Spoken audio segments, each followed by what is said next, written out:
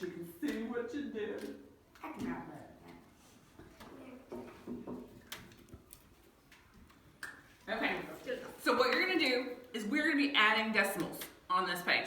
So your paper clip acts as your spinner. You're going to put it on your little thing. Watch me first. So hands off. Watch me first. Make sure your pencil lead is all the way down because you're not going to be using the lead. And I don't want you to poke my little handy dandy things. You are going to put it in the center of your paper clip and flick it. I landed on the line, so I have to spin again. And we're going to treat that as 7/10. Can I borrow your dry erase marker? So I'm going to write that in my first blank. I've got 7/10.